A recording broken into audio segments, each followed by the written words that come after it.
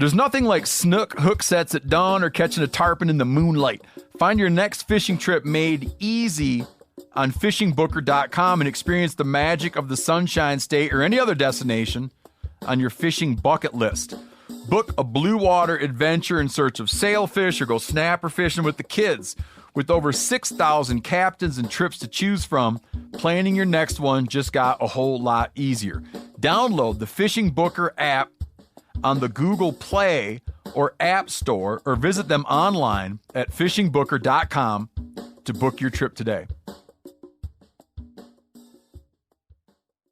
I'm sure a lot of you guys remember the old ceremonial hunting tradition of eating the heart out of the first animal you kill. Meat from those organs are among the most nutrient-rich foods on the planet. You can get those same benefits your ancestors craved via convenient daily capsules from Heart and Soil. Find out more at heartandsoil.co. And remember, use code MeatEater for 10% off your purchase. Welcome to the Wired to Hunt podcast, your home for deer hunting news, stories, and strategies. And now, your host, Mark Kenyon. Welcome to the Wired to Hunt podcast. I'm your host, Mark Kenyon, and this is episode number 287. And today I'm joined by John Dudley, host of Nock On TV and the Nock On podcast, to discuss the concept of mastery and the work ethic and focus required to achieve that level of success in the worlds of archery and bow hunting.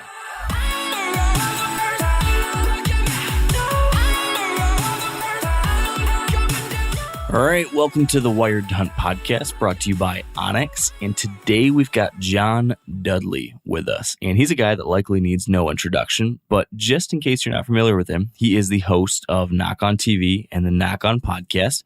He has competed in an uncountable number of professional archery competitions, and he is one of the, if not the leading expert and coach in the modern archery world.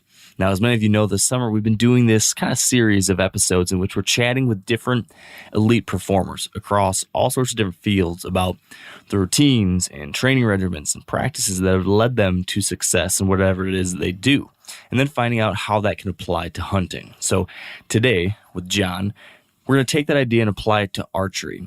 In this conversation, we discuss some high-level concepts around the idea of achieving mastery in a given field. And then we hear yet another perspective on how to prepare for high-pressure situations, and then finally dive deep into a whole slew of different expert-level archery questions. And I brought someone else on the show to help me do that because, you know, I take my archer pretty seriously, but I'm in no means close to where John's at. I've still got a whole lot of learning to do. As many know, I've been working through target panic issues lately and just kind of following actually a lot of things that John is teaching to try to achieve that. So to dive in deeper than even I could go, I brought my buddy and frequent contributor Andy May on to help me do that. And if you heard episode 284, you know how serious Andy takes archery and the attention to detail that he applies to that pursuit. So with that being the case, he seemed like the perfect guy to join me in co-hosting this one, and I think he'll give us an even more unique perspective from John. So that is the plan.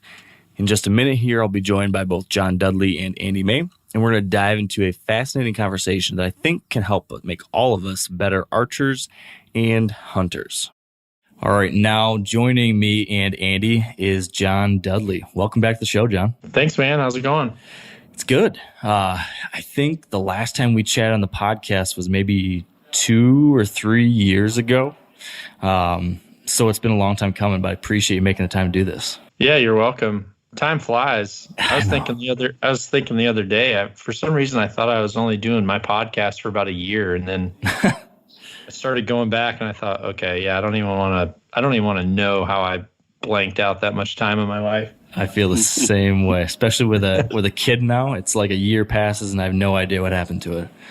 Yep. It's easy to let it get away from you. So given the fact that time is money and time is our most valuable commodity, I'm thinking rather than, the usual chit chat, beating around the bush type of stuff that sometimes happens on podcasts, I kind of want to just jump right into the hairy stuff. Are you up for that, John? Yeah, that's fine. So we're doing this series this summer where we've been talking to a whole bunch of different people that are high achievers or high performers or peak performers in some kind of field, and just kind of studying all the different things that make those people tick. So what are the practices and the habits and the routines? What are the training regimens? Like what are these key things that make people really good at whatever it is that they do, and then trying to figure out, how can we take stuff from those folks and apply that to what we're doing as hunters. You are like a perfect example like this, it seems, from the outside looking in, at least because of the success you've achieved on the archery side, and then how you've applied that to bow hunting too. And with all that being the case, on top of your own experience, just like kind of watching you from afar and listening to the podcast and seeing different things you've done, like you surround yourself with a lot of people like this, whether it's Joe Rogan or Marcus Aubrey or Cameron Haynes or Andy Stumpf, whoever it is. I just feel like you've been able to interact with a lot of people that have kind of achieved this like mastery of something or another. And I'm kind of curious, when you hear that term, John, mastery, in your context, like what does that mean to you? What does it mean to achieve mastery of something? And then what do these people that that have achieved mastery, what stands out to you as being consistent across all of them? Well, definitely work ethic is the most consistent. I think people that have that, they naturally gravitate to each other as well. All of these really cool personalities that I've been really fortunate to kind of continue to snowball with. I think a lot of that continues to snowball because of there's a really cool time right now with social media where if you are kind of a positive force that way, you're more exposed to other people that like that. And all of those people want those kinds of people around them. Mm-hmm. And so they naturally reach out. I continually try to avoid relationships that are negative, or people that don't follow through with what they tell me that they're going to do.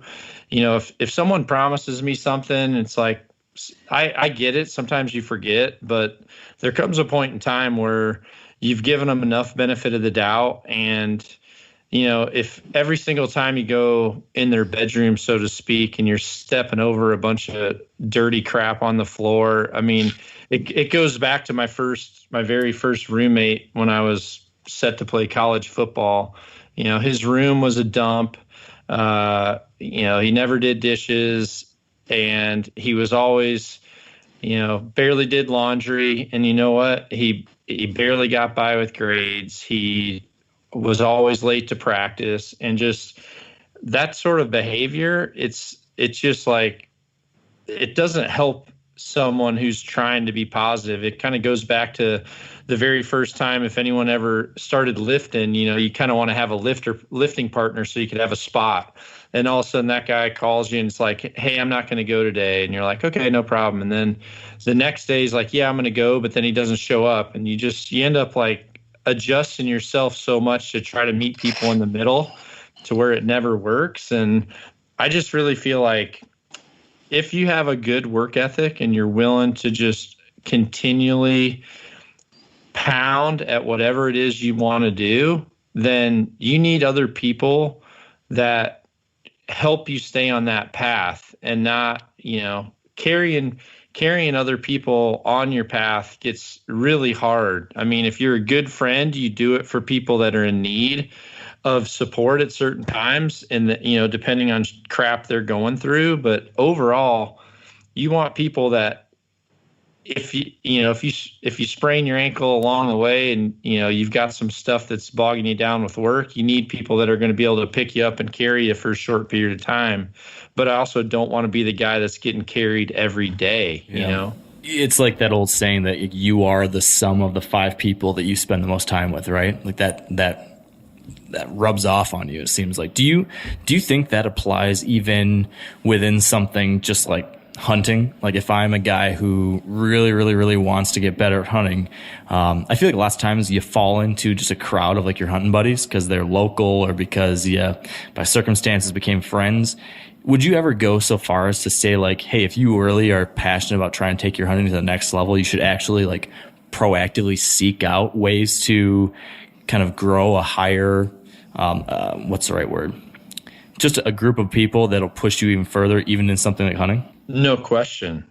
I mean, no question. It's a timeless thing. You know, if I still wanted to hang out with my high school friends, I'd probably still be, you know, walking around Johnsburg talking about, you know, when we won the game against Round Lake in the last 2 minutes. You know what I mean? It'd be like, but you kind of have to get out of that. And honestly, I've had guys that I was friends with, that I did, you know, videos with or was in production with, that were really passionate about hunting.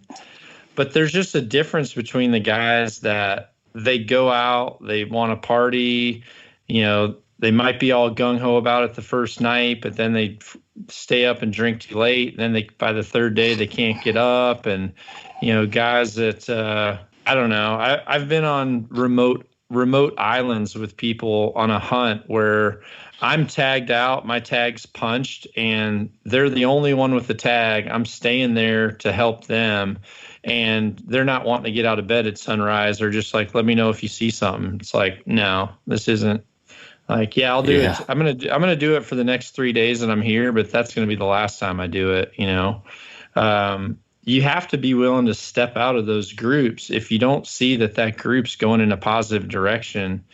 And it's really, really hard, honestly. You know, that's why so many businesses fail, because people go into business with someone that's a really good friend, and it's very rare that both friends have the same work ethic. And I've had way more endeavors fail because I tried to bring someone else on with me versus saying, you know, hey, I've got this cool idea. I'm just going to freaking do it. It's going to be cool. And I'll just make my friends part of it. You know, if they want to be part of it, they can be part of it. But the only way it's going to work is if I make it work. And I think, you know, you have to be able to just rely on your own work ethic through that stuff. Yeah. When you talk about work ethic, I think it's really easy to think about the ways that applies to stuff like your business or how it applies to staying physically fit. When it comes to, you know, let's say archery, this is one of those things that the average guy or girl, like that's a hunter out there, right? They see that as, you know, a prereq to be able to get out and go hunt. But then there's someone who takes it to the next level where that work ethic becomes, I don't know if you want to call it an obsession, but it goes from just like understanding a basic level of proficiency to then like trying to achieve, again, like that mastery thing when it comes to applying that to archery. For you, when you shifted from whenever it was a long, long time ago, when you went from just enjoying shooting archery to then realizing this is a thing that you wanted to master, was there like any kind of flip you switched inside your mind, or was there something that really changed for you when you realized this is not something you just wanted to have fun with, but something that you really wanted to become elite? Like, what was the big change inside of you when you made that switch? The change for me on anything that I just all of a sudden get fanatic about is it's things that I'm not good at. You know, I have a hard time walking away from something if I suck at it. I need to at least figure it out to where in my own mind, I'm content with how I left.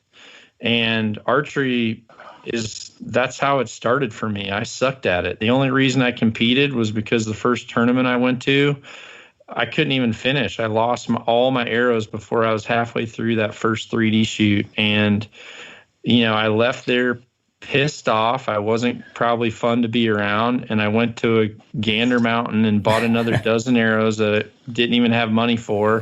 So I could go back and just finish till I got to the 40th target. And then the next day I was in an archery shop just saying, okay, what do I have to do so I never get embarrassed like that again? And with hunting, it's the same thing. I'm fanatic about hunting, and if you've ever heard any of my friends talk about me, now I know that I kind of feel that way. I guess I don't recognize kind of, I don't know, the vibes that I put off, but when animals trick me, or when I feel like I'm in a position where I've like outsmarted everything, and then all of a sudden they like pull this wild card out on me and I get beat or I eat a tag, I'm there the next year. Like it really bothers me. It seriously, I keep thinking about my last trip to France when I was hunting chamois in the Alps, because the conditions really sucked. We had like melting snow, then ice, then freezing snow. We had 3 guys up there trying to chase these things. It was so loud. The closest I ever got to one was like 106 yards. And I feel like the fact that I was defeated that bad, I want to go back, not necessarily because I think a chamois is cool, because they're kind of dinky once I started looking at them. But it's like, I just want to be able to say, I completed the task and I evolved enough to make myself better. And that's really what triggers anything for me is if I'm not good at it, I just really have to put in the time and put in the work to do it. And honestly, things that I'm not good at, it's my best motivation for just continuing to try and do it. Andy, I feel like a lot of what John's here saying is very in line with what you and me were talking about just a couple of weeks ago, right? With just that obsession with trying to find the little inches of ways you can get better at something that stumped you at once, right? Yeah, I see it. I'm hearing a lot of similarities. John, I was talking to you, like, when I fail on a bow hunt or I miss an animal or something, it affects me so powerfully that I obsess about that mistake, for months and months and months. And then I try to try to analyze that mistake, find out what I did wrong, and then take the steps to improve upon that so that it doesn't happen again. And I think that kind of goes along, like with what you said, just, maybe something that you didn't perform, as well as you had hoped, and you just kind of fixate on that and you work at it, ad nauseum, to the point where now it's become a non-issue. Now it's actually a strength. Is there ever a point where that, because I'm the same way too in a lot of ways, but is there ever a point where that focus on like the little thing you did wrong, that can go too far, that obsession can go too far? Like, how do you, John, keep that from getting too negative, and instead use that as a possible kind of jumping off point for getting better? Well, there's a saying that I tell my students. It's one that I was taught years and years ago, and I heard it, but I didn't really understand it. But it grew on me, and even after 25, 30 years since I heard it, I still practice it. But it goes, remember the past, prepare for the future, but play in the present. And that's what I do. I try to remember the past, but I definitely don't have regrets on the past. I just remember it, and I let it affect what I'm preparing for in the present. And I think, I just learn from it. It definitely makes me feel competitive. There's a competitive side of me that makes me, not want to do it again, but I don't let it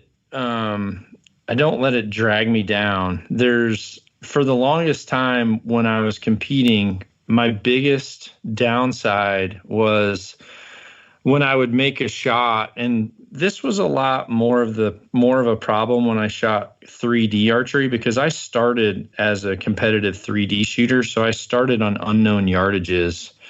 So I would feel like I knew the yardage to the target. I'd set my sight, and I really feel like I executed a very good shot. And then the arrow would land in an 8 ring instead of a 12. And it was really frustrating because, I was there to shoot a bow, but even when I made a perfect shot, I was being penalized because I wasn't able to judge perfectly. And I had a really hard time with it. And I broke a lot of stabilizers just stabbing them into the ground. And there was, and honestly, a big part of it was when I started competing, I'd came off a football field, and when I played football, I played on both sides of the ball. So if I did something wrong as a quarterback, if I threw an interception, I could just freaking hit someone, like the next play. That helps. And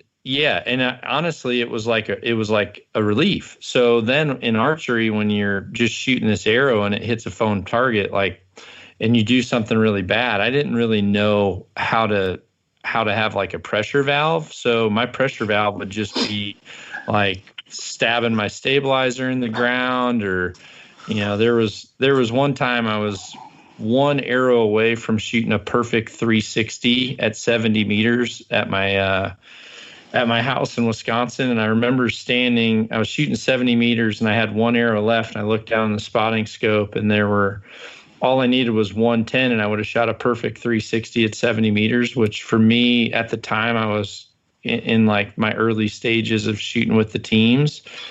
I really wanted that because I wanted to be able to say that I had shot a clean 70-meter round, which I know would be very rare.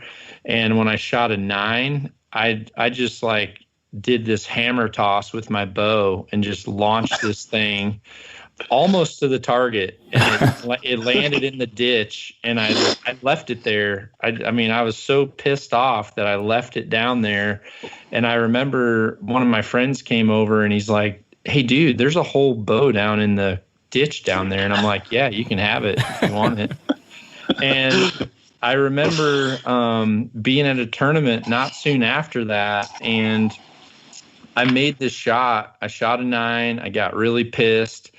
I mean, I was like on fire. And I remember Tim Strickland walked over to me, who Tim at the time was coaching a lot of the Olympic recurve shooters. Tim walked over to me and he goes, until you learn that arrow that left your bow, you no longer have control on it. He's like, until you learn that, you will never grow as an archer. He looked at me, he said, the only thing you have control over right now is those arrows in that quiver.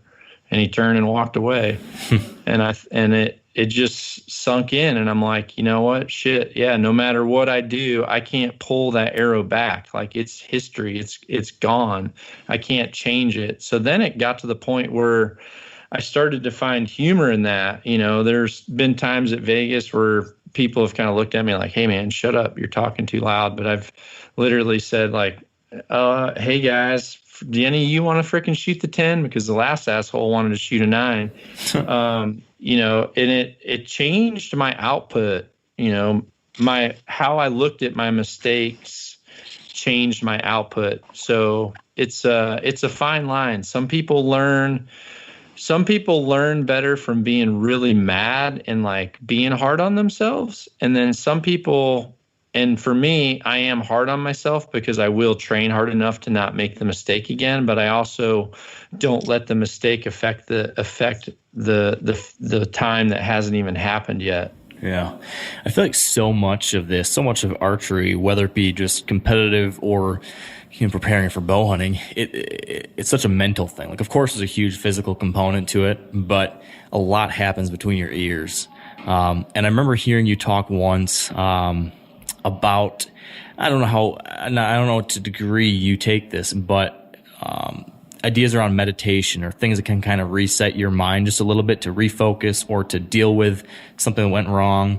You talked once about like spinning some beads or something on a bracelet, I think, to help kind of recenter yourself before taking the next shot. Are there any things like that you still do now to either clear your head before a big shot, whether competitively or in the tree stand, or any other things on the mental side that have helped you become a better archer and bow hunter?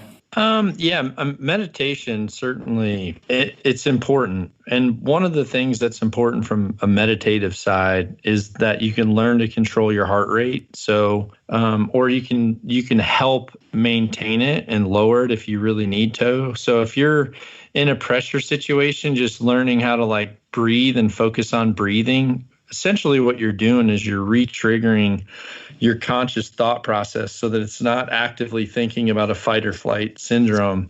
It's you're trying to kind of reset your conscious to where it's only occupied by the actual physical process of breathing, and then it'll help you. It'll help naturally lower that heart rate because you're not dumping adrenaline still. You know, it's when you intently think about, like, this is the biggest buck I'll have ever shot. What are all my friends going to think when I show them this? Mm-hmm. Or some people are like, oh my God, he's so big, I don't want to miss this thing. You know, and it's like, those are keywords that can certainly trigger the conscious to go into that fight or flight state. And when that happens, then your heart rate's accelerated, your breathing gets heavier, you know, you kind of put yourself in a poor position for having a positive outcome. I feel like for me, when I had a bracelet that had little pieces of carbon arrows on it, and they were all pieces of arrows off arrows that I had like won medals with, so to speak. So to me, they had meaning. So I would just focus on shifting those things all the way around. And for a lot of people that do meditation, you know, they actually have like meditative like bead bands for their wrist, where they're kind of just actively thinking about moving that bead from one position to another position, from one position to another position. And what they're trying to do is just reset the conscious, focus on the breathing, and bring it into play. Guys that struggle with target panic or buck fever, these are a lot of times it's people that, one, have never learned some of these small tricks that do for sure help you. They do help you stabilize, but they also help you be able to somewhat tolerate that feeling. And if you haven't felt it, it feels way, it's like overtaking. You almost feel like there's just no way you can get it done. And then as soon as you let that arrow go, even if you see it missing, there's this huge like rush of like, oh, thank God I got rid of that arrow, you know. And I've been there, you know, I've been in those situations. It's a terrible place to be in. But you have to do two things to get out of those situations. One, you have to be able to recognize when it's happening and know some of these little things to try to reset it to where you're focusing on your process again and you're not focusing on the prize. And then the second thing is acclimation. You know, being in those moments to where your intensity is high and you're kind of putting yourself in these like game day type situations more often, it just gets to be to the point where it's not scary. You know, it was scary the first time I got behind the wheel of a car. I mean, the first time I ever got on a dirt bike, I was scared when someone's like, okay, you got to do like 1 down, 4 up. And I'm like, what the hell does that mean? But the more you do it, all of a sudden you just realize, okay, you know, I just jump on this thing and go. The subconscious is like doing all of it. Consciously, you're just thinking about the having fun part. So you have to be able to acclimate yourself. And I think that's a big reason why events like the Total Archery Challenge are really important for people that are also trying to get more involved with hunting. Because, you know, you get in these situations where you're shooting with a larger group. People are all watching with their binoculars. You know, you're not wanting to, essentially you're wanting to put on a good performance in front of people. When that happens, you feel nervous naturally, but the more you do it, you'll acclimate to it. So I really feel like a big part of this is just continually working hard to like feel that pressure and be in some of those situations, and your performance overall will just continually get better because you've been there. Now, a lot of you guys are familiar with the old hunting tradition of eating, you know, some organ, the heart or a chunk of liver off the first animal you kill. I had that when I was a little kid, and it was a big deal. Organ meats were always prized by frontier people who knew the importance of getting a lot of different minerals and nutrients. And as often is the case, those guys were onto something.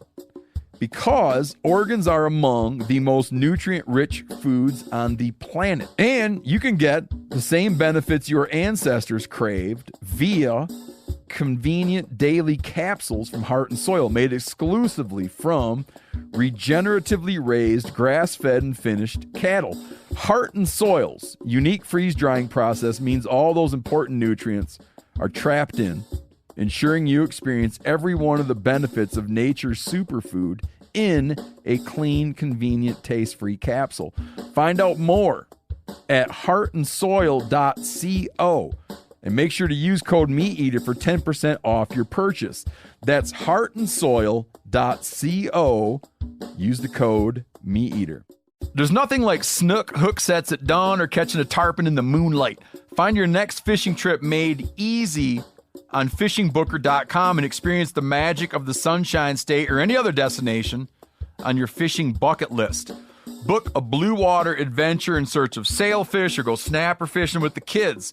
With over 6,000 captains and trips to choose from, planning your next one just got a whole lot easier. Download the Fishing Booker app on the Google Play or App Store, or visit them online at fishingbooker.com to book your trip today. Yeah. Andy, I know that you've been in some of these situations that John's talking about here. We've talked about it, you and me, but I know you had some questions for John right around this topic. Any of those come to mind? Yeah. Well, John, just going off what you were just talking about, and trying to, kind of focus on the process and keep, I guess anxiety. I always describe it as trying to keep the anxiety low by focusing on the process. In your teachings, you promote, kind of that back tension, pull through unanticipated style of release, which I've adopted, and it's been a huge help for me. But what I found is that style of shooting, as opposed to like the command style, that often leads to some target panic and trigger punching, that sort of thing. It will always lead to it. Yeah, and just call it punching, because whoever I know Tim Gillingham likes to call it command style, but I'm just going to tell you it's a I can call people someone who they have command beer drinking habits, but in the end they're just drunks. Good point. Yeah. So, but what I've found is like this unanticipated style of shooting. It's a very relaxing way to shoot. Like, so I always go back to my story. I've been bow hunting a long time, and I had a lot of success, and I was always a trigger puncher, and I did okay. I made some good shots. I made some bad shots, wounded some, animals, but I obviously, after, studying your ways, I wasn't in control, and I had adopted, your teachings and put in the work, and now I shoot an unanticipated release. And I've just found that I'm just so much more relaxed in the shot, not only, at things like the Total Archery Challenge, what I also participate in, but like in that hunting scenario with that big buck standing there, like I'm adrenaline is high. I'm excited, but that style of shooting for me is just, it's such a relaxing thing, because I'm just focusing on, that pull through motion, or, focusing on just letting my pin float. Do you agree with that? Is that your belief as well? Yeah, 100%. I mean, I think it's really important that people get to the conclusion that in order to gain control, you have to first lose it.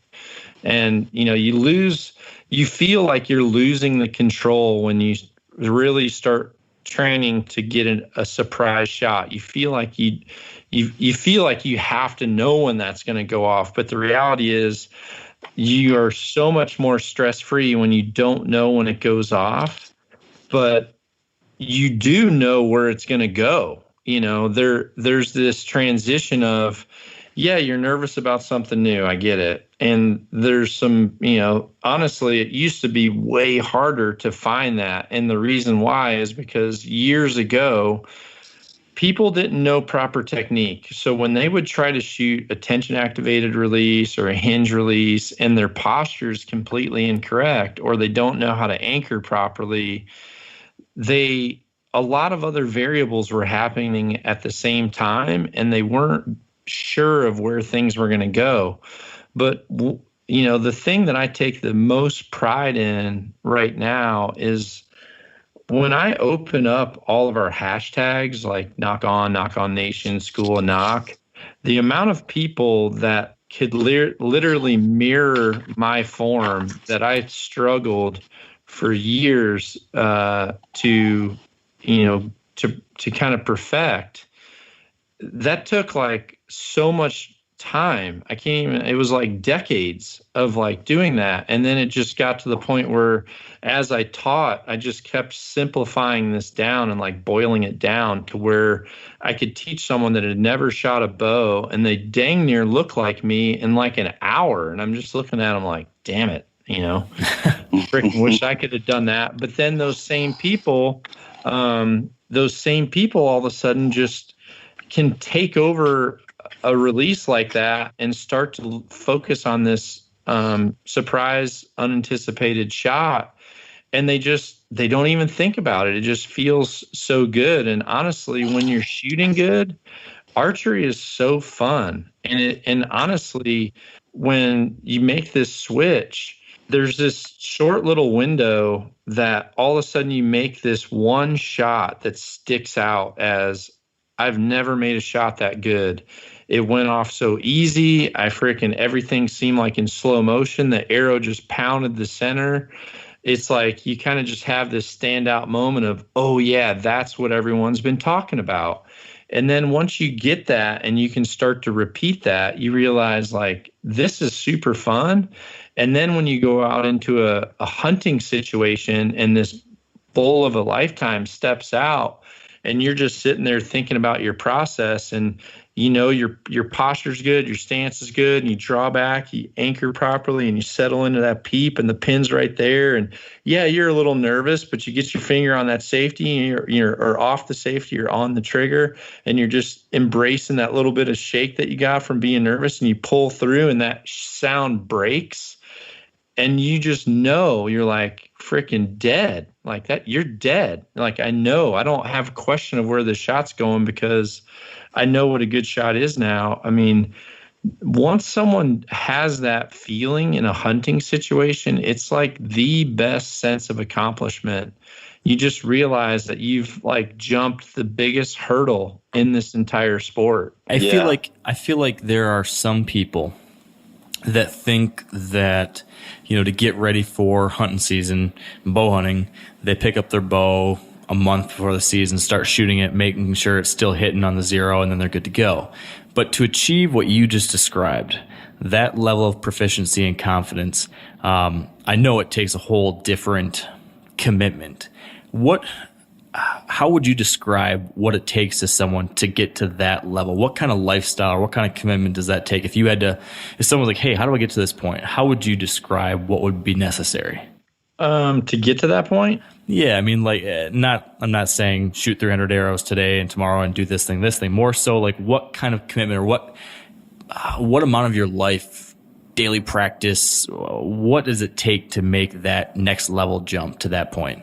Well, I think the biggest commitment you're going to have to make is not making excuses for yourself. I mean, if you want to say like, hey, I want to train that way, but I want to command fire when I go hunting. Well, okay, you're wasting everyone's time. Do you really want to be better? Do you really want to be different? Because if you do, then you could easily do what I do every single year when hunting season's over, which is probably the time of year where I develop the most poor habits, or, I would say my shots, instead of being like on a level 9 or 10, which is what I strive for when I'm training a lot, during the end of hunting season, I'm probably at a 6 or 7. I haven't shot very much. I've only, pulled arrows back on animals or maybe checked my sight marks here or there and, in between hunts. I feel like when I decide to reset, which for me, it's always around the 1st of December, I actually, and this year I posted it. If you go to the Nock On Archery YouTube channel, there's a series called School of Nock. It was 12 weeks of this week we're working on this. This week we work on this. This week we work on this. And it just builds you to exactly what we're talking about in essentially a 12. For me, I'm okay doing it low and slow. There's days where I might be able to shoot 20 arrows. There's days where my goal is to shoot 100. But I try to do that, the majority of the week. And I work on that one thing enough to where I feel like I've embedded it and I can move on to the next thing. There's so many people, and I just had a very reputable person on like social media and someone who's actually very, very training oriented. Like that's his whole thing is training. He was saying like, I want you to build a bow for me. And I told him, well, I'm not going to build a bow for you the way you're shooting right now because, it's a reflection of me. You need to change because you're punching the trigger. It doesn't look good, And so he just said, well, what can I do? And I said, take this. I spell it all out right here. Focus on this. Do all of this. And then in the end, you're going to be set up in a posture and in a placement to where if I build you a bow, I know it will fit you properly. Because the bow he's got right now doesn't even fit him properly, in my opinion. So, one of the things he said was, well, I don't have 12 weeks. And it's like, well, okay, you can do it in 3 or 4, but the mentality now, there's like a lot of people that just want to hack. And some things like this, if you want to achieve mastery, which is what I think the theme of this program is, take hack and throw it out the window. If you're looking for a shortcut, like this isn't the place. If you're looking for a shortcut, you're going to be like 80% of the other people out there that are struggling. If you're really wanting to do something to where you have potential to be the best at it, and at the end of your last day hunting, you can look back and say, I did everything I could to be the best hunter I can, then you need to look for work. You need to look for like the ability to work at it, not the ability to hack it. That's what you need to look for. Yeah, that's a great point. John, hey, going back to the shot execution, I had a question. So I sometimes go back and forth with this, and I kind of wanted to get your opinion. Sometimes when I draw back and I shoot, and I can achieve an unanticipated shot either way, but sometimes I will draw back, anchor, and I focus on the pulling through motion like you described, and just letting the pin float, letting my aiming be kind of subconscious, and I can achieve that unanticipated shot. But I can also switch it. I can actually focus on just letting my pin float and just keep saying, let it float, and then my shot execution happens subconsciously. Is there one better than the other, or is it okay if the result is an unanticipated shot either way? Yeah, the goal is a surprise shot, and there's certain times where if you've worked on one enough, you're not necessarily having to think of the other. Like when I'm really in practice, and hopefully by like the end of that week or that end of that series, and this is normally what I do during indoor season, is kind of when I train to perfect my form. By the last week, all I'm doing is looking at the target. I'm just staring a hole into the X-ring. I'm not like, I'm counting through my steps in my head. I'm going through stance, grip, shoulder, anchor, peep, pull. I'm like going through these in my head, but I'm not like consciously thinking about what my release hand's doing or consciously thinking about the pull. I'm just letting the subconscious do that stuff, but that takes an extreme amount of time. The fact that you've committed to it and you've worked at it enough, it's allowing you to sometimes think about the pull, but other times you can just think about the float. And honestly, if you embrace that float, then you're not worried about being in the pocket. That's what when I call, once you let off that safety in between, when you let off the safety or when you start applying pressure on a trigger, that moment between then and when that arrow goes off, that's kind of the pocket. And really the only thing that's happening during that time is you should be building pressure for the shot to go off. And you should also be seeing some movement in the front half of that bow, which is going to be what you're seeing through your sight. And being able to embrace that float and realizing that, okay, if I have a magnifying glass in my scope, I'm going to see more. If it's windy out, I'm going to see more. If I'm tired right now, but I'm still trying to get my reps in, I'm going to see more. If I'm shooting uphill or downhill, I'm going to see more. But that's cool. I just want to be here, let this shot break when it is, and I'm like totally comfortable with that. When you can make that step, and if you personally have made that step, dude, that is a Jedi level step. It's very rare that people get to that. And I mean, that's how I feel when I shoot. I really could care less what I would score in backyard practice. Honestly, I don't even care what I'd score at any of these total archery challenges. What I do care about is that I make good shots. And if I feel any sense of anxiety or unease of my mind during that pocket time, then to me, that's not a good shot. And all I'm striving for is being up there and making good shots and letting the rest take care of itself, because it's my opinion that it takes care of itself way more times than not if you just focus on that. Yeah. Well, one of the biggest takeaways, or one of the things that you described that was so helpful for me early on, was that you strive to make a 10 on your shot execution. Not necessarily hit the 10 ring, but your goal is to score a 10 on your shot execution. And when I kind of shifted focus to that, to try to make that perfect shot every time, it was just like you said, it didn't really matter what my pin was doing. My pin was moving around, floating around, but it was always coming back to where I was looking at. And no matter where in the process my shot broke, the pin always seemed to find the middle, and I just, it just got the snowball rolling. I became more and more comfortable with movement and just focusing on that execution. And I'm just surprised, sometimes like you feel like that shot break and it feels like your pin was, 2 inches to the left, and you go up there and it's still in the middle, and it was just such a big, just a big realization for me of how badly I was doing things wrong, for so many years. If you see that enough, like I remember John Barklow, who I'm sure you guys know. Yeah. I remember John Barklow told me, he said, dude, once I saw that happen enough times, he's like, I just kind of took it as like benefit of the doubt that as long as I'm doing my job behind the line, like that weird shit like that will go down, and it won't.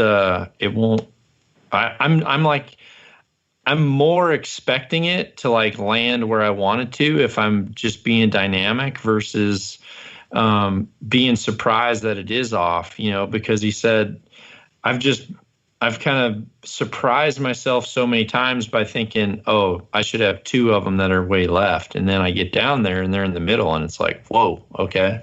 That's cool. That's an awesome feeling. John, going back to letting your pin float and accepting movement. Is there a time where you do things to minimize that? Like I was talking with Mark, I actually use a rear bar on my bow hunting setup, and I know that you don't really promote that, but so for me, what I was noticing, Mark and I shoot Matthews bows. The grip runs a little lower in the system. They tend to be a little more top heavy. So what I found is like keeping my bow level, and minimizing pin flow, I needed to add some side weight and some weight to the rear to kind of minimize that. Otherwise, I was like correcting it with my hand, which I didn't feel comfortable doing, because then I felt like I was imparting, hand torque. But I was wondering if you could just kind of touch on that, like your thoughts on that, with the scenario that I just described, but also just like minimizing pin flow. Like, it's okay to accept some movement, but when is it excessive, and when do you try to minimize it? Well, I kind of just base it off the fact of, if it's like, I don't know, one way, I guess the way I'll talk about it is I have a Jeep and my wife has a Jeep. My Jeep's lifted with 35s. My wife's is stock. Like, if there's a lot of wind and you have a Wrangler and you're going down the road, like, you're going to move around. How my wife's moves around is like manageable. How mine moves around is not what I'd want my sight pin to do. So I think you thrive to have something that you understand. If you're not being perfectly still, you're going to see some movement, but you don't want the movement like very sporadic. You want it in like almost like a continual thing. Like if it's always just kind of moving down and coming up, moving down, coming up, moving down, coming up, some of that movement might not even be because of the bow. It might be what your brain is wanting to do. I always feel like when I cover an object, my brain, because it knows that's where it wants me to hit, my brain wants confirmation that that object's still there. So the subconscious actually lowers that just enough to where you can peek and see it again, and then it allows you to go back up. And then if it's like, I don't believe it's still there, can I just take a quick look? Oh yeah, it's still there. It's kind of like the peekaboo thing. I'm okay with that. But what I'm not okay with is when it's like down and up, right over, up, down, like I don't like doing that because I'm fighting something. I don't like that. If it's consistent, then I'm okay with it. If you have a slow float, then yeah, you can certainly slow it down with mass. But mass is hard to tote around the timber. Mass is sometimes hard to deal with. If you are committed to shooting every day, mass can somewhat come back and bite you. The better thing that you should do, if you're not wanting to shoot counterweights, which I personally don't like sidebars for hunting. I think they're very impractical. I personally would rather you use the canting option on your bow sight, which is what they've always been designed for. If you set your second and third axis on your sight properly, those second and third axes, they should be forward of the sight, which allows you to turn your entire sight housing, kind of left or right. So essentially, if you do always cant your bow slightly to the, top limb to the right, you can take your sight and slightly move the bottom of that sight to the right so that your sight is perfectly vertical, even though your limb tip is slightly leaning, and your second and third axis will still be correct if you do it the proper way.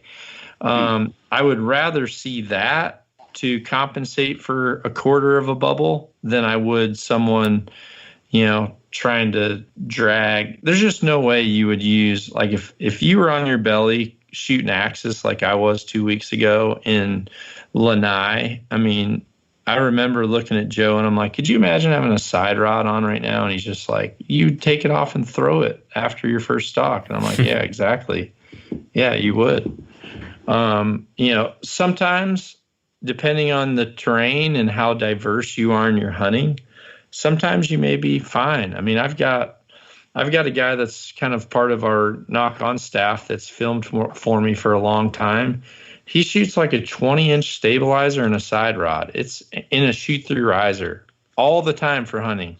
It's like one of the weirdest looking things I've ever seen, but he's totally comfortable with it. He's a target shooter that loves to hunt, so he just kind of more or less takes out a target setup that just has fixed pins and an arrow with broadheads on it. And he deals with it, but he's also in Wisconsin sitting in blinds or tree stands. Like, I think he did an elk hunt himself maybe a year ago, but when I look at all the different places I go, man, imagine trying to drag a sidebar through canola early season in Alberta. There's no way you could do it. Not practical. Now, a lot of you guys are familiar with the old hunting tradition of eating, some organ, the heart or a chunk of liver off the first animal you kill. I had that when I was a little kid, and it was a big deal. Organ meats were always prized by frontier people who knew the importance of getting a lot of different minerals and nutrients. And as often is the case, those guys were onto something, because organs are among the most nutrient-rich foods on the planet. And you can get the same benefits your ancestors craved via convenient daily capsules from Heart and Soil, made exclusively from regeneratively raised, grass-fed, and finished cattle. Heart and Soil's unique freeze-drying process means all those important nutrients are trapped in, ensuring you experience every one of the benefits of nature's superfood in a clean, convenient, taste-free capsule. Find out more at heartandsoil.co, and make sure to use code MeatEater for 10% off your purchase. That's heartandsoil.co. Use the code MeatEater. There's nothing like snook hook sets at dawn or catching a tarpon in the moonlight. Find your next fishing trip made easy on fishingbooker.com and experience the magic of the Sunshine State or any other destination on your fishing bucket list. Book a blue water adventure in search of sailfish or go snapper fishing with the kids. With over 6,000 captains and trips to choose from, planning your next one just got a whole lot easier. Download the Fishing Booker app on the Google Play or App Store, or visit them online at fishingbooker.com to book your trip today.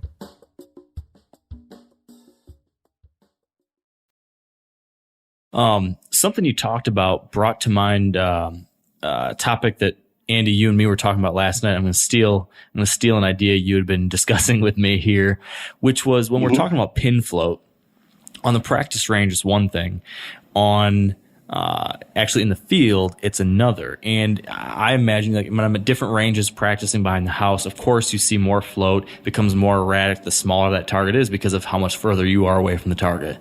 So I'm curious, John. Andy had been posing this idea to me, which is what's the best way to go about determining your maximum effective range?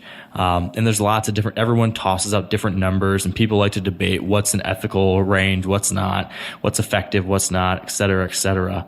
And as I'm practicing out there and you see how much pin float you get and you start to become comfortable or not comfortable with a certain level, how do you go about determining what a quality effect or what your maximum effective range is, and how should someone out there listening go about trying to figure that out for themselves? Is it just, can you do what some people say, get a whole group in a pie plate in 3 inches in whatever, or is there a more methodical way that you go about approaching that? Well, the way I approach it is I just straight up look at someone and I'm like, can you guarantee me that you can put one in the vitals?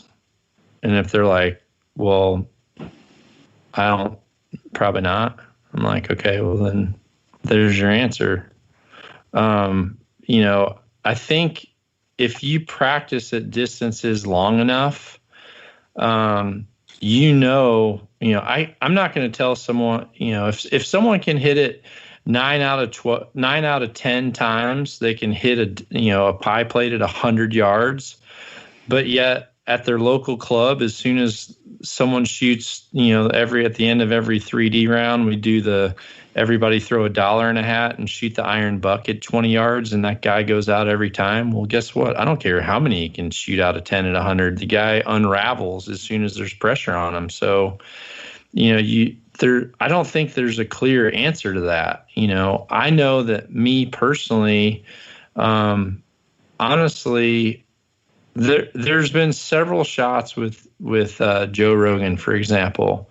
There's been several shots where we've been in a position and he's wanting to make a shot, and I'm like, you're not making that shot. And he's like, would you make that shot? And I would look at him and be like, no. And he's like, you couldn't make that shot? And I'm like, with what's going on, no. Like, I remember having this conversation with them in Lanai. It was a deer at 60 yards. Now, Joe's more than capable of shooting at 60 yards. He's more than capable of shooting at 70 or 80. I've seen him shoot. He's a good shot. He doesn't like miss targets. He's a good shot.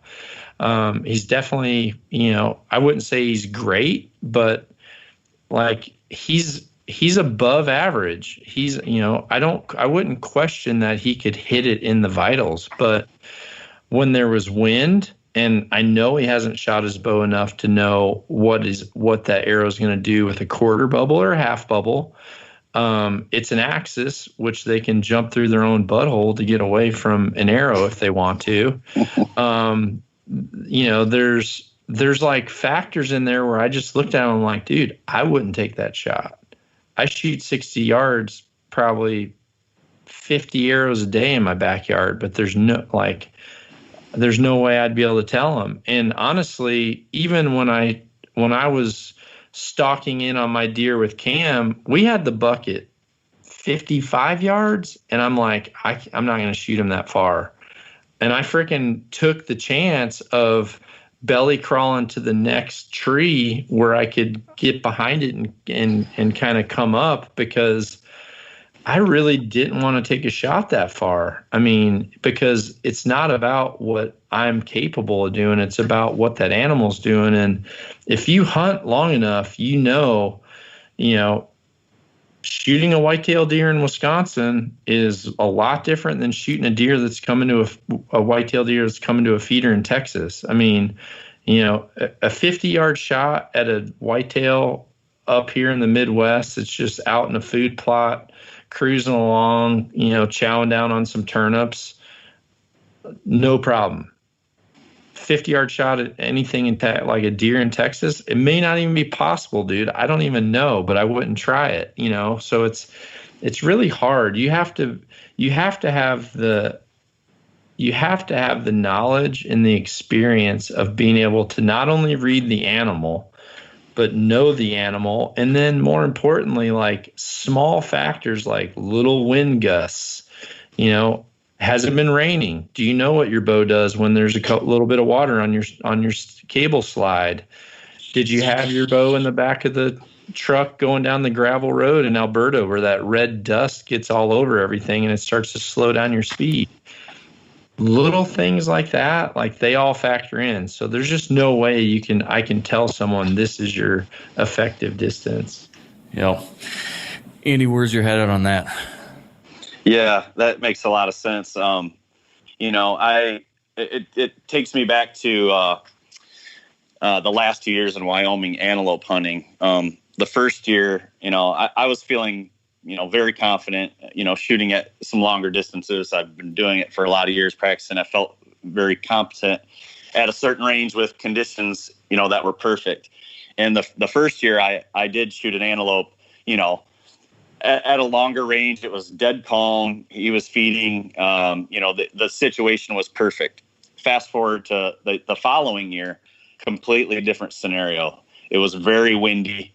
I kind of went in there maybe a little overconfident, and I missed a shot at the first antelope that I shot at, and it wasn't as long as that other shot. It was actually quite a bit shorter, but it was windy and it was gusty, like you were saying, and it was blowing me off target, and I tried to wait for the wind to die down and make a good shot, and it blew.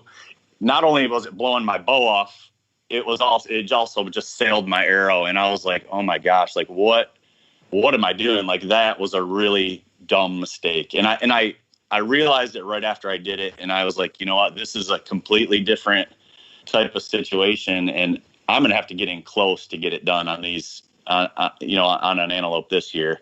So I agree with you. It just kind of goes back to the conditions and the whole scenario, and you really have to kind of take a look at that, and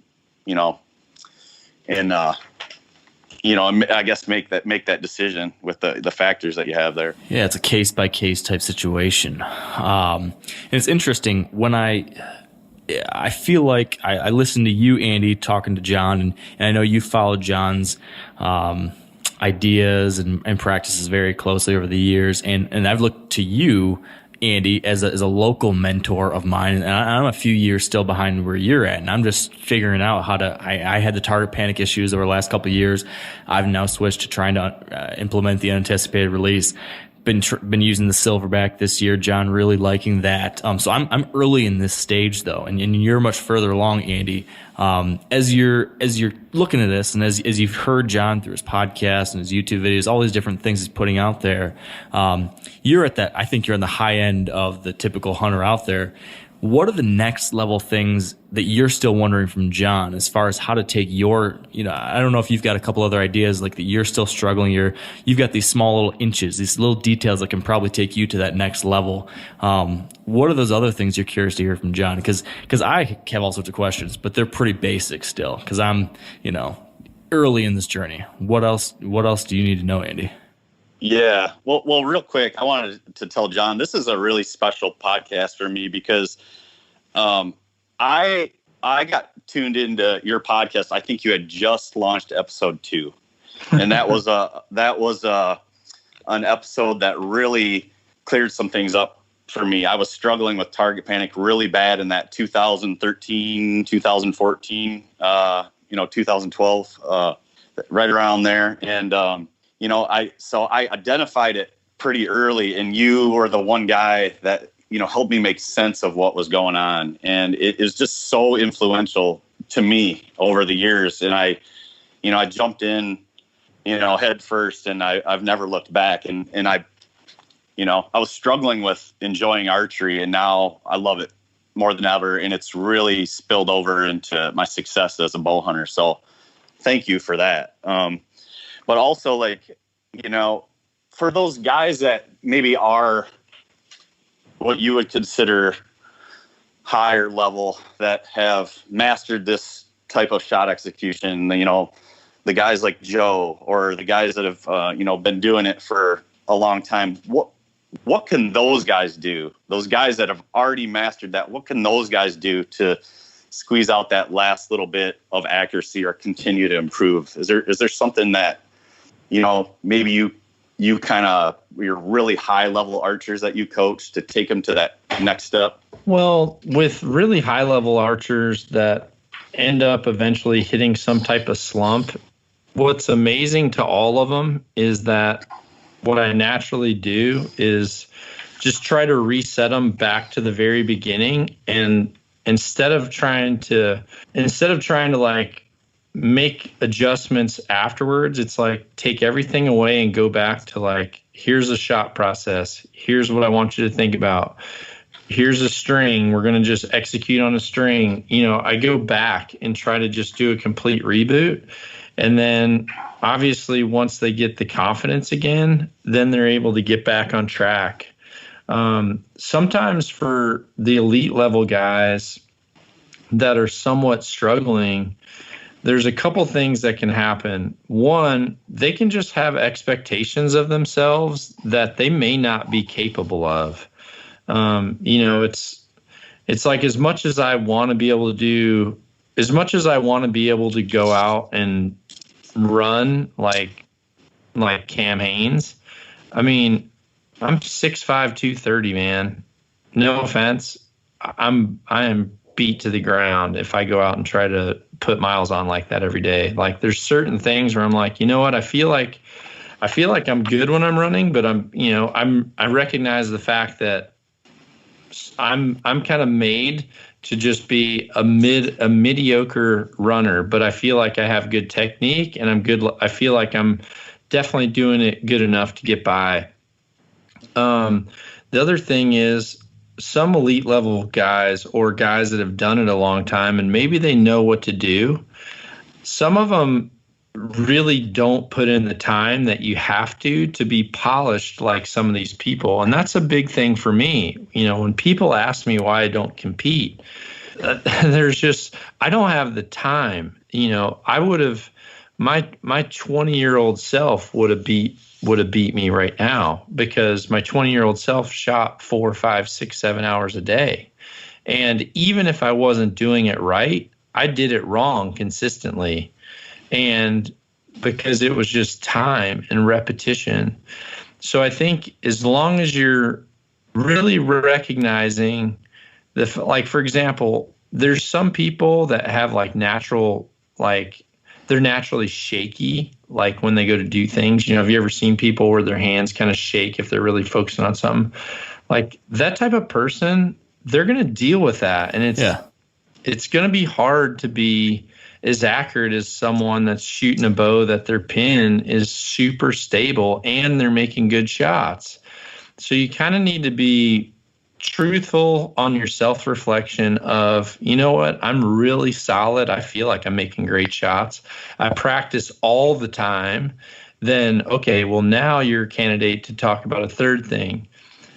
How much are you actually putting into fine-tuning your arrow setups to really match your bow? And do you know your bow setup is set up properly to where it's maximizing the groups that your arrows can provide based on how the two of them team up together?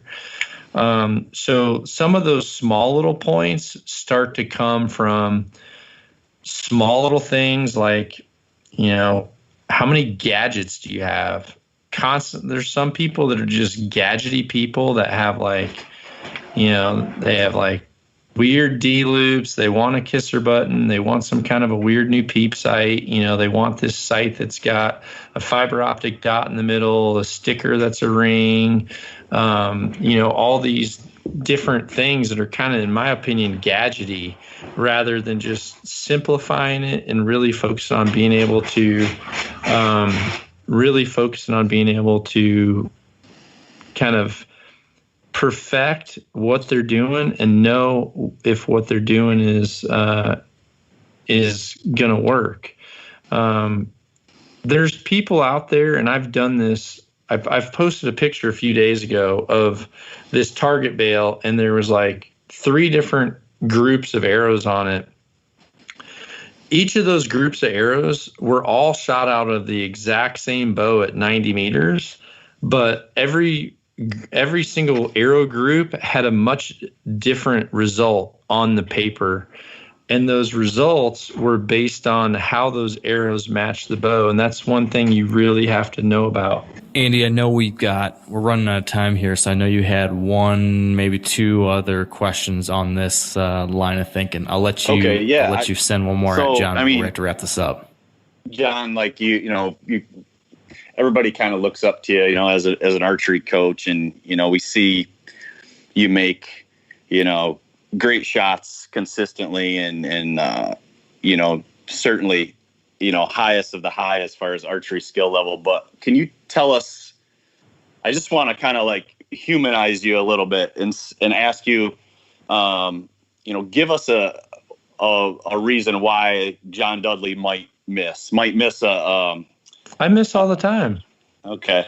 What causes you to miss? Lack of practice. Lack of practice. You know, lack of practice is one. When I break down, you know, a lot of the things that I talk about them because I'm dealing with them. You know, when I make a post talking about the importance of shoulder position and how creeping causes you to miss and where that miss is going to go, it's because I've been doing it all morning. You know, that's why I practice. That's why I did that School of Nock series, because it's like, you know, and there were days where I showed people like, I can't shoot a 300 today. I can't. But my goal is to be shooting 300s with high upper 20x counts by the end of this period, because I'm realistic. I know that I can't just pick up my bow anytime and shoot clean. Now, can I set down my bow and pick it up and be above average? Yeah, I think I'd feel comfortable saying that. But, you know, I certainly do miss. You know, there's times where as soon as the shot breaks, I'm like, damn it, bubble was off. You know, and being able to recognize like why you miss is very important, and also being able to recognize what actually like some type of a technique or flaw that's broke down, like right as the arrow is breaking, that's really important too, because it helps you identify. If I make a shot and the shot breaks and I kind of see the arrow come out a little sideways, like instantaneously I'm thinking like grip pressure, and then all of a sudden, I feel the front of my riser pushing really hard on the front of my index finger. Dang, I was freaking putting a little front finger torque on that thing. I learned to recognize those.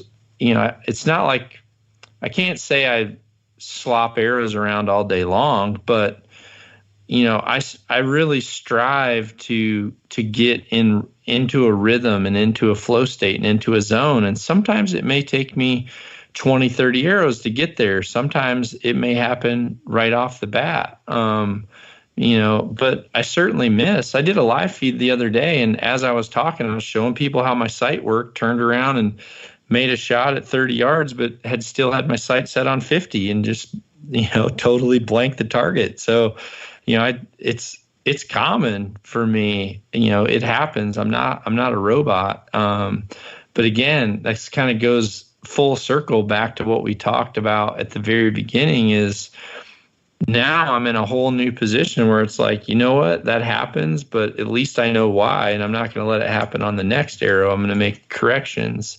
And I think if you have that approach, then eventually you'll find this little click where you're just going to be making really good shots. And sometimes you'll go out and be like, man, I couldn't miss tonight. And those are the best feeling days. But there's also days where you go out and you just feel like your shoe's coming untied all the time. And honestly, on those days, I just kind of embrace the suck and just say, it's not meant to be tonight. I'm shooting some 8s. I really wanted to shoot 12. So it might be a good night for me to go and, get some of these fletchings repaired and get this D loop, replaced. And I'll do something archery related, but not necessarily reinforce bad habits. I feel like everybody listening to this, if they're a bow hunter, which probably 97% of the folks listening to this one are bow hunters, we all want to get better. We're all at different levels, though. We all have kind of a different starting point where we're at right now, but we're all looking to take that next step. And you talk to people all the time that are trying to take that next step, and they look to you to figure out how to do that. You've got to hear a lot of things from those people. You must hear explanations for why they're not doing that, or problems, or questions, or concerns, or excuses. Is there something that you oftentimes just wish you could tell these people? Is there one thing that just jumps up over and over as like that challenge you wish you could give everyone, or the thing like everyone's looking for the magic bullet and you could say, well, I challenge you to do this, or here's one thing I really wish people would start working on, would focus on? If you could leave people with one final challenge today, or one final parting piece of advice that seems maybe somewhat universal, what would that be, John, to wrap us up here? Be honest with your work ethic. And again, this is going right back to where we started. So there's people that feel like they might put in the effort, but deep down, are you really? Like, can you really answer that question? People that come and say, you know what, I tried the silverback, it just wasn't for me. And it's like, how long did you try it? Well, I tried it a week. Okay, well, how much do you shoot in a week? You shoot 3 days a week? Well, yeah, maybe, sometimes 4 days. Okay, so you tried it 4 days and then you gave up on it. So that's not a fair time. So you really have to be truthful to yourself of what is your work ethic. And if you know your work ethic's good, then also be truthful to yourself of, are you looking at the right information? So I'm confident that if you're looking at the information that I give out, I'm confident that I'm giving out information that helps people 100%, and I'm confident in the information that I talk about or I don't talk about it. And if you can answer yes to both those things, I'm confident I did what you told me, I'm confident I'm putting in the time, then the last thing I'm going to leave you with is trust it. This past weekend, I was actually driving through Arizona. And I flew into one place and I drove to another, and then I ended up flying out of another. Actually, I flew to one got picked up to fly to another, then drove to one, then flew back. But anyway, while I was there, I was in Tucson, and the buddy I was with, I said, does PSE still have their like pro shop and their outdoor range? And he said, yeah, they do. And I said, I want to see it, because I said the last time I was here was, I think it was 25 years prior. And I remember shooting there with like Terry and Michelle Ragsdale. They came out and shot after work. Like it was pretty cool. So I walked into an archery shop. There were several guys in there that once I started talking and saying, like, I remember Terry was over there and Michelle was over there, and they heard my voice and they kind of looked and they're like, oh my gosh, you're in here. And a couple of them had silverbacks. They had Nock On fletchings. And I said, oh, this looks really cool. And he's like, yeah, I did it all myself based on your videos. And just being able to say, dude, you did perfect. Now just trust it and shoot it. I think that's one of the biggest things for people. And it's the biggest things for high-level archers that get in slumps that end up coming to me, is all they want is the reassurance of what they're doing is right. And way more times than not, what you're doing is right. You just really got to put in time and put in undistracted focus. One of the things that's hard right now is people take, and I'm bad about this. There's times where I practice where I'm uninterrupted, and I'll just make a picture or post about a shot that I've done that was an hour or 2 hours earlier. I'm not like when I'm doing live feeds or trying to make posts or texting my friends or talking during my practice, it's very interrupted practice, and it's not very good. Same thing's true with the weight room. When people are like, dude, I go to the weight room every day, but I just never really change. And I'm like, hey man, normally you're doing like 3 Snapchats, you're freaking on Facebook, you're on Instagram. Like, you're not actually going in there and being effective at what you're doing. So I just want to urge people that if you can look at yourself in the mirror and say, I am willing to put in the time, and I'm confident that I did everything that you told me, and I'm not like making excuses for things that might not feel comfortable this second, then the next thing is just trust it and just put in time, because it's a proven fact psychologically. It takes at least 21 days to create a habit. So you have to commit to at least that before you can feel like you're not doing something the right way. And that's, like you said, this is a perfect way to wrap it up, kind of coming full circle, talking about the importance of that ethic, developing these good habits, sticking to your guns on things like this, and just doing the work. So the final thing I got to ask, John, is just, where can people find more of this information from you? You talked about the fact that you're very confident that the information you're putting out there is quality and spot on, which Andy and I can both personally attest to. So what would you recommend folks check out first to learn more?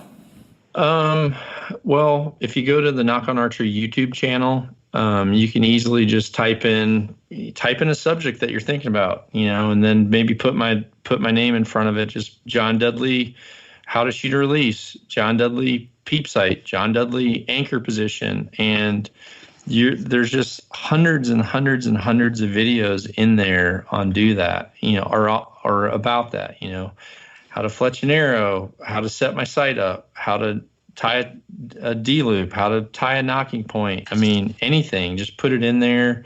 And then every day, like my most frequented place is Instagram. It's at Nock On TV, NOCKON TV.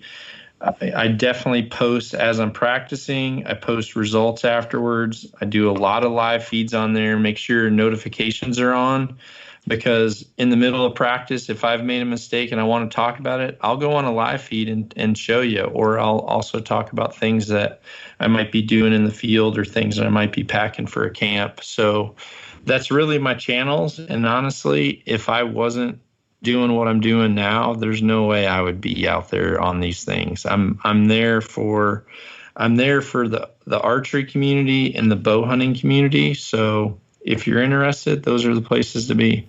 Perfect. All right, John. Well, can't thank you enough. This is, as usual, always a lot of interesting stuff, a lot of education, and Andy and I both really appreciate it. So thanks for taking this time. Yeah, thanks, guys. Thank you. Thanks, John.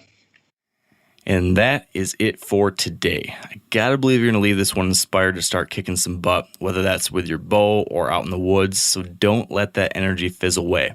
Get out there and get after it. Hunting season, it is just on the horizon. It's gonna be here before we know it. So until next time, thank you for being here and stay wired to hunt.